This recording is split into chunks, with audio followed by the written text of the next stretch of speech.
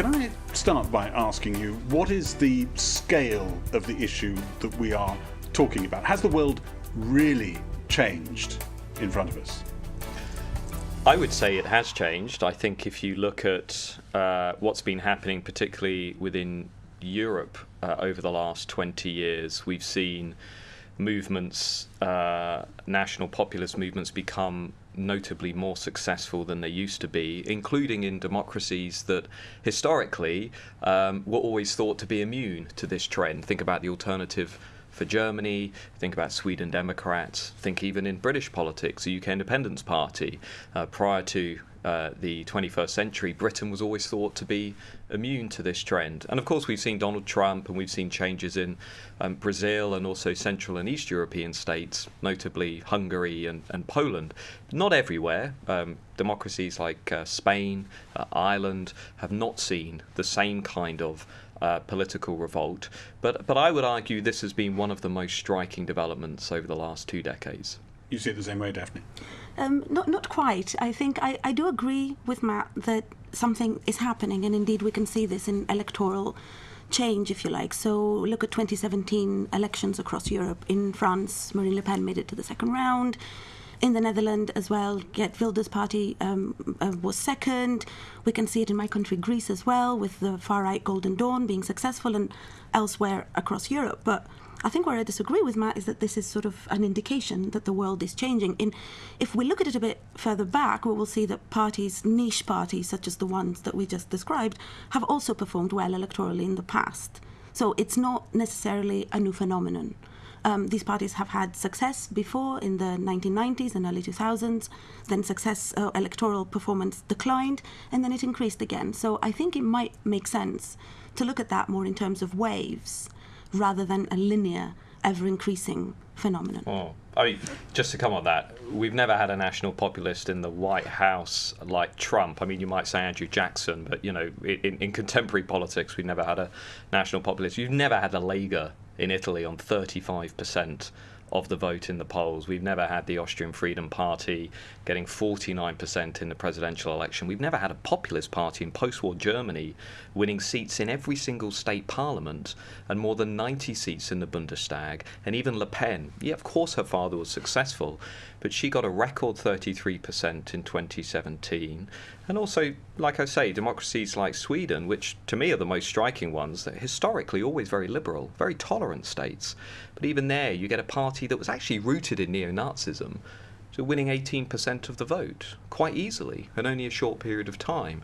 I think because we're living in it, we've lost sight of actually how significant this is. But you see, is it waves and the waves are getting bigger sometimes, or consistently bigger? Well, I think if we look at it again, I don't have my data in front of me, perhaps I should have, but for example in the Netherlands, Lispim Fortuyn got the highest ever percentage of a far-right or radical right or populist party, however you want to call it, I believe in 2002 or something like that.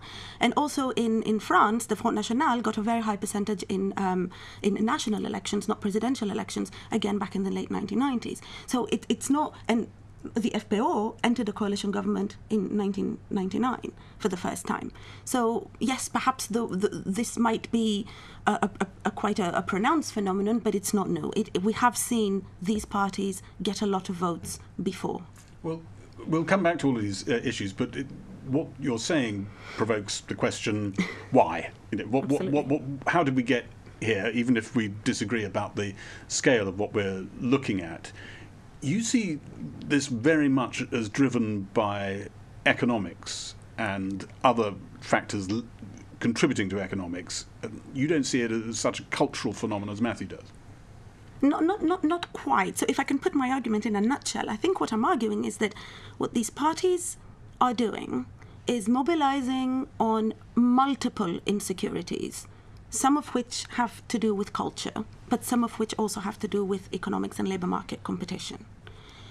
Where they are successful, and the reason, for example, as you said earlier, that we've never seen a party like that in Germany before, the reason why they're able to mobilize these insecurities successfully is also another factor that we're overlooking, what we call supply in political science, which is the way they're using nationalism in their rhetoric to attract people. Instead of saying, we are racist parties, like these parties in the past used to do, they're saying, no, we don't oppose people because of their their blood or creed or origin or ethnic descent.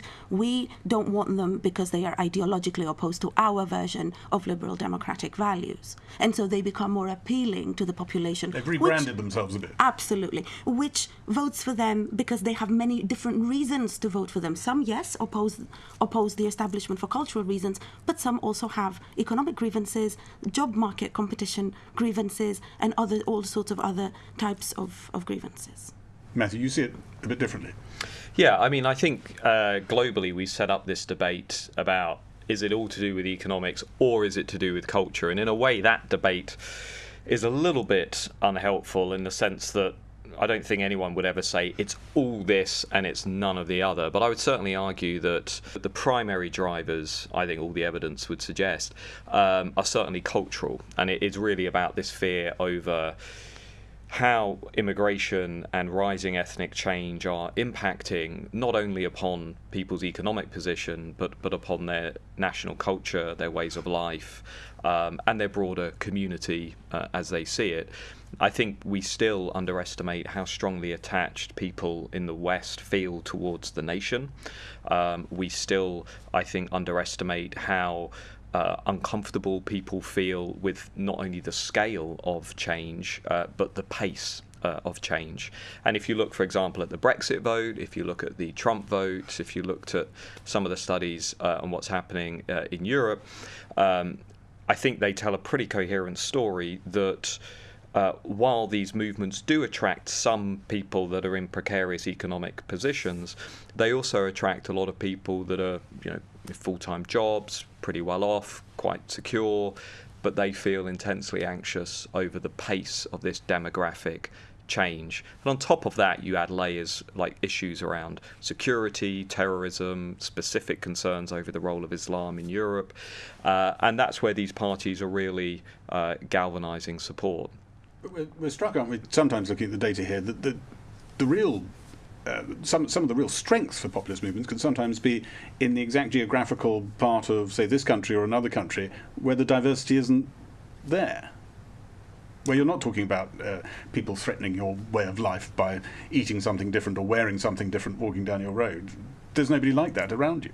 Well, absolutely, but different countries are different. If you look at it, actually, many countries that have low levels of immigration have got very high levels of far-right party support, right? So immigration doesn't necessarily correlate at the national level. But I do want to add here to something that Matt said earlier. I just want to say first that I don't disagree that culture is a driver. It is. But I think the fallacy or the problem there is that we make two assumptions that are problematic. Assumption number one is that you're assuming that immigration skepticism means is a cultural issue. And I think that's a problem.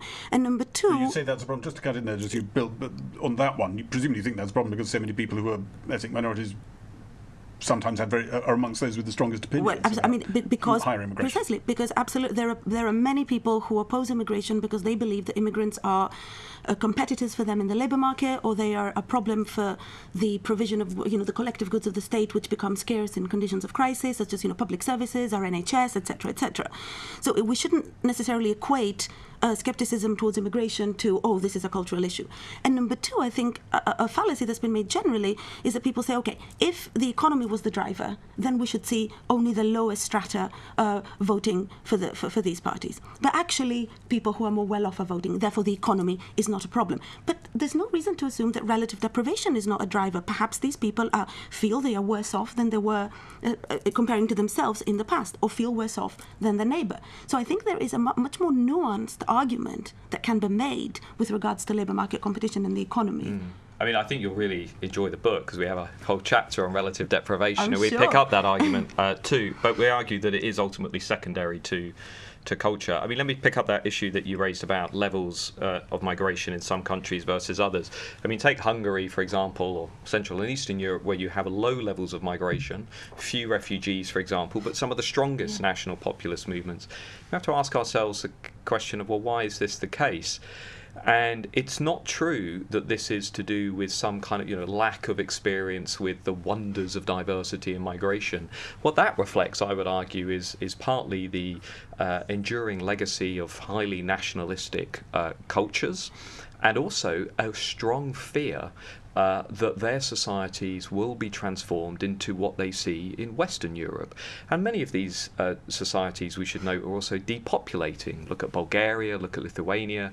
By 2050, they're going to shrink by about 15%. And they are racked with a real sense of anxiety because they didn't think that signing up to liberalism, they thought this was about economic liberalism. They didn't think this was also going to be about sort of social liberalism and everything that comes with that. And that, as a consequence, is why they're so receptive to these movements. You talk about that in the book a bit. You think this has got a lot to do with a liberal elite imposing political correctness, not necessarily just in terms of whether you welcome people from a different ethnic background, but across the board, whether it's talking about gender issues, other issues like that. So essentially what we're arguing is we need to think much more seriously about how our political systems have evolved over the duration, essentially, of democracy in two respects. One is there's always been a tradition within democracy that has been very suspicious of the masses, of the people, that's looked down on voters at certain points. We can see that now, I would argue, in our Brexit debate. They haven't made the right decision, go back and vote again, but we can trace it all the way back to Plato. The second issue is, over time, our political representatives, and I would argue some of our media representatives, have become more disconnected from the average voter. They've become more highly educated, more affluent, more socially liberal. And that disconnect has now become so pronounced because we're talking about these identity issues, about immigration, about refugee crisis, about these kinds of... But there you're talking about issues like gay marriage, for instance, where you think maybe the liberal elite got ahead of the voters, didn't bring them with them on the journey. That's what I mean, take Angela Merkel and the refugee crisis and the handling of that. Clearly was a case where a decision was made by people within the corridors of power that a large number of voters did not agree with, and as a consequence we're still living through what I would argue is pretty much the fragmentation of the German party system. I think you can probably make a case for how that all goes back to that decision. People will wonder if you're nudging towards saying that we need to retreat from certain liberal attitudes or slow them down. I'm saying we need to reform our political systems in a way to give these groups that are voting for these movements a much greater voice at the table. Daphne, what do you think of that? I'm slightly sceptical of that. I agree with you, I have to say, on the Hungary point and on the sort of certain authoritarian nationalist political cultures and traditions. I completely agree with that point. But again, I think that we tend to make this into a sort of one-size-fits-all phenomenon. Things that are happening in Hungary is similar to what's happening in the UK. You mentioned Trump in the US. You mentioned Western Europe, Eastern Europe. I think these cases are far more different, really. There is an overarching commonality there, but I do think we need to understand certain cases in particular as well in order to see the dynamics of what is going on.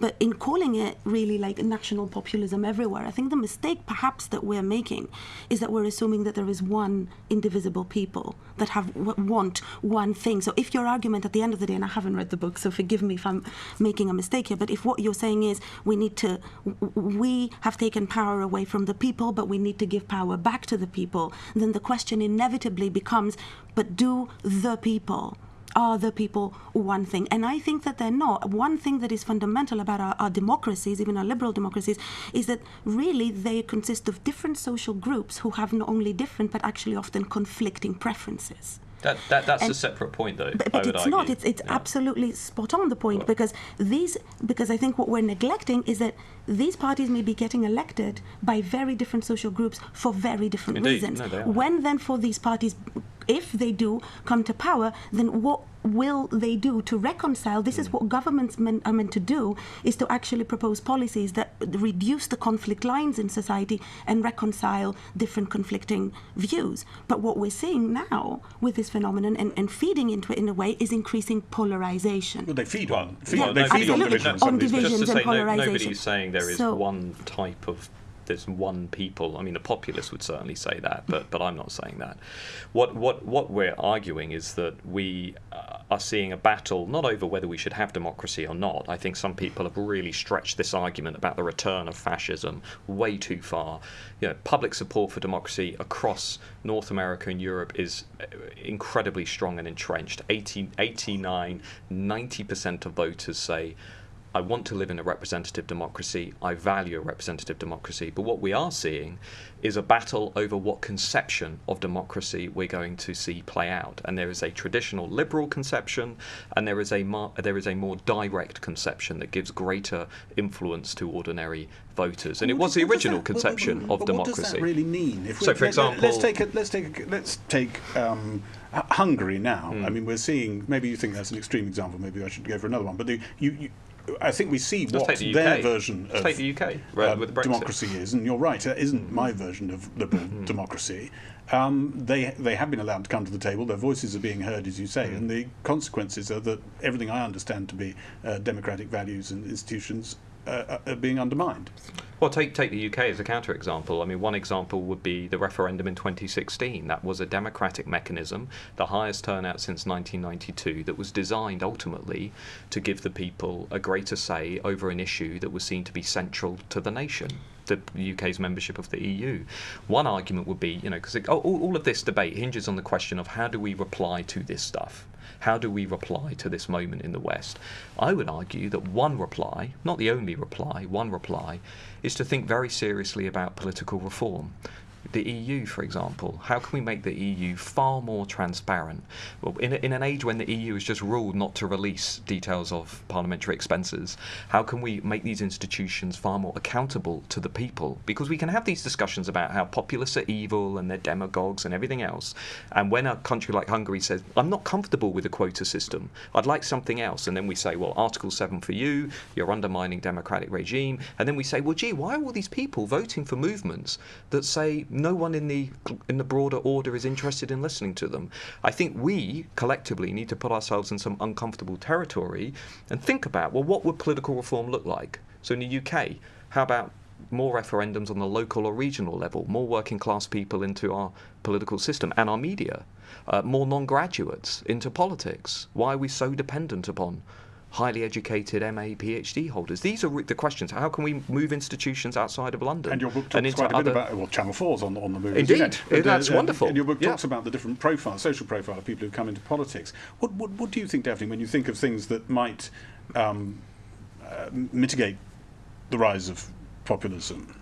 So I think reforms are obviously always good. It's always good to look ahead and try and fix things. But I don't think that having more referenda is the solution. Look at how divisive this referendum has actually been. And yeah, you can agree or disagree with the outcome, but wherever you stand, all of a sudden now there is this massive dividing line. Look at even us who talk about populism. There is a massive division now between those who say, oh, we need to address it this way or that way or another. I suppose Matthew would say it was always there. We just happened to pay attention to it. Are we paying attention to it, or are we exacerbating? I think we should also pay attention to some of the underlying insecurities that I mentioned earlier that are perhaps driving this phenomenon indirectly. So we shouldn't neglect, again, so for example, labour market policies, we shouldn't neglect we're talking about wages, hours, pay and conditions. We're talking about employment protection legislation, we're talking about different labour laws that might actually secure people, make people feel more secure in their employment, and so to act to serve in a manner as to not to exacerbate grievances that people might already have. Absolutely. Yeah. I mean, let's do economic reforms. Absolutely. Let me ask you a question. If we had a perfectly equal economic settlement where there was no inequality and everybody had a stable, dignified, respectable job, would we have populism? I can't answer that. I have no way of answering that, and because neither have you. unless we deal with the cultural stuff too, and accept, for example, that some people, in fact, in Britain, 75% of people say they still want to see migration policy reformed, or they want to have a different approach from the government on that issue. And my worry is the economic argument is so seductive for lots of, I would say, us, people on the kind of liberal left wing. Everyone says, well, let's just make the economy much more fairer and equal. And we're still going to be left with this elephant in the room, which is immigration. And we have to think about How do we reform it? Should we think about slowing it down, like the US did in the post-war period, in order to focus more on integration and building cohesion? So yes. So and vice versa. If we neglect the economy and focus on the culture, we won't solve the problem either.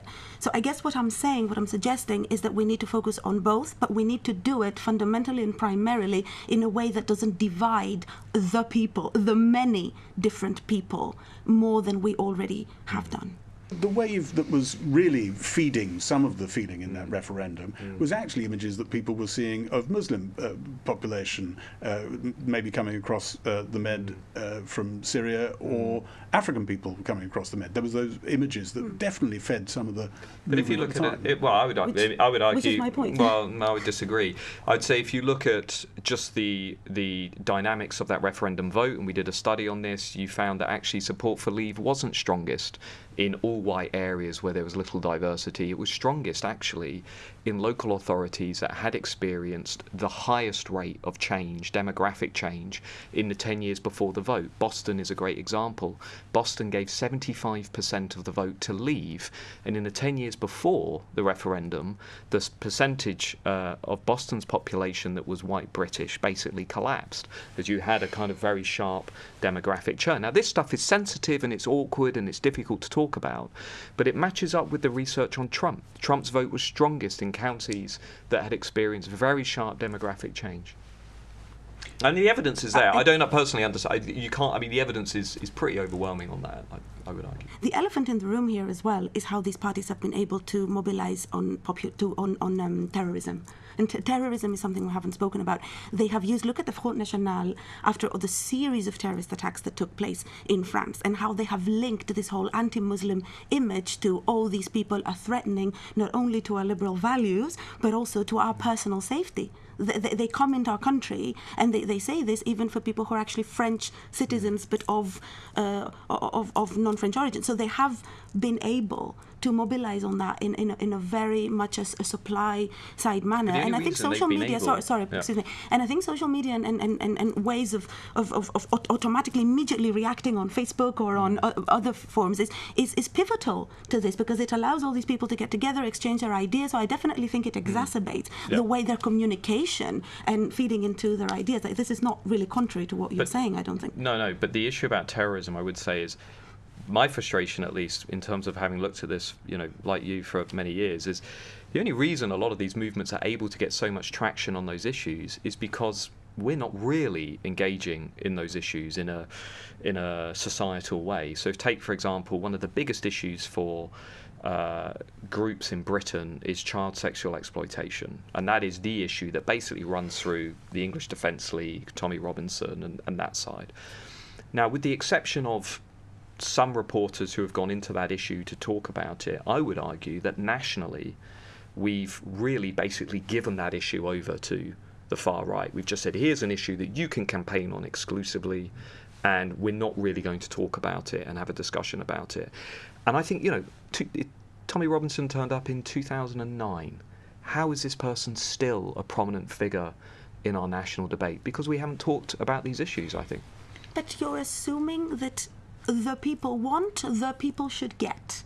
And I think the problem is with this line of thinking... I'm saying that issue is partly a legitimate issue that needs to be talked about. Because I forget my train of thought. I think this assumption, the people want, the people should get, and there is no society that doesn't have its discontent. We give the people this, tomorrow they'll have another source of discontent. Tomorrow they'll have another source of discontent. So at some point the question becomes, fine, let's give the people what they want. But how do we reconcile when different social groups want different things? How will we reconcile those, for example, who might gain from immigration or who might have positive outlook on immigration? What happens when they become the discontent? How will we then appease them? Just one on something that has been around in the last few weeks, and I'll ask your opinion as well, Daphne, but taking part in a debate called "Is Rising Ethnic Diversity a Threat to the West?"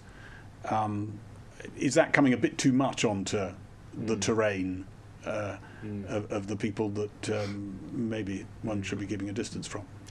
I think the initial title for that debate was not the right title. I think the underlying motivation behind that debate, which is to try and take that ground away from people who are very irresponsibly framing that discussion. I think the motive was sincere. I think the motive was perfectly legitimate. I think there are millions of people in Europe and North America who want to actually talk about the broader effects of migration and ethnic change. And to be frank, Gary, if we don't have that discussion in the mainstream, then someone else is going to have that discussion. The title has been changed now, and the panel, by the way, is one of the most diverse panels you could ever possibly have. We have people from the ultra kind of libertarian wing. We have people who have spent their lives fighting for equality and rights for minorities on the Equality and Human Rights Commission, and we have people who have spent a great deal of their careers researching these issues. What did you think, Daphne, when you saw the title? I did follow this. I did think the title was, say, slightly unfortunate, and I do disagree with Matt, as you know, just from this. But I also strongly believe that they have every right to go and have their debate and call it whatever they want. And I'm very much a supporter of freedom of speech, so I don't think that there is anything wrong in that. And if the panel is diverse, then all the better. So I want to throw some relatively quick-fire questions, if I may. Daphne, do you think there is potential for a new right-wing force in this country? We've watched UKIP come and go. I think that there is potential for a right-wing force, but I think what's happening now is that essentially so this is party competition, very, very clear-cut. The Tories have moved further to the right. They are addressing these immigration issues, so UKIP is no longer necessary. If they don't, someone else will come in take that space to do so. Matthew? I agree. I think we're in a very fragile moment. I think that everything depends on what the Brexit deal is, and everything depends upon whether that clear demand for reform of migration is met. What impact would a second referendum have on national populism in this country? I think it depends on the outcome. I'm personally... Even if it was called, it would have a bit of an impact. I'm personally quite anxious about what a second referendum would do, not only to the nature of the debate, but in terms of trust in the political system, engagement, particularly among workers, working class voters, who we saw drifting into apathy before that referendum. You're effectively sending a message, however you dress it up, you are sending a message that we need to ask voters to go back to the polls, and I think that could be potentially quite disruptive. What do you think, impact of the second referendum? I think I am very worried that the first referendum has divided this country enough that the second one might fix or not fix, but I'm worried that the division is a problem in itself that it has created. Can I ask a final question? Is this a moment or an era we're entering? Well, our argument in the book is that we're entering into a new period of volatility, that the bonds between main parties and voters have broken down to such an extent that we should now expect to see quite continual challenges from new populist movements, not only on the right, perhaps also from the radical left and from Greens, but that the golden era of representative democracy that basically ran from the late 1940s through to the early 1990s is done. That we're entering into a much more volatile political world. Moment or an era? I'd say yes and no. Yes, volatility, but also golden era. I mean, we've seen a lot, as I said, of conflict lines within society, of fringe parties, niche parties, instability during the whole period that you're describing. So I think it will be a moment if we make it into one. By talking about it on the supply side, by feeding into it and exacerbating precisely those societal divisions. We can turn it into an era. Then we will turn it into a massive thing. But I don't. Chapter. So maybe we just don't talk about it. I'm not suggesting that. I'm not suggesting that, but I'm suggesting that we don't exacerbate it even more. You very kindly have been talking about it. Thank you, Daphne. Thank you, Matthew. Really appreciated you sparing your time. Very good chat. Thanks. Thank you.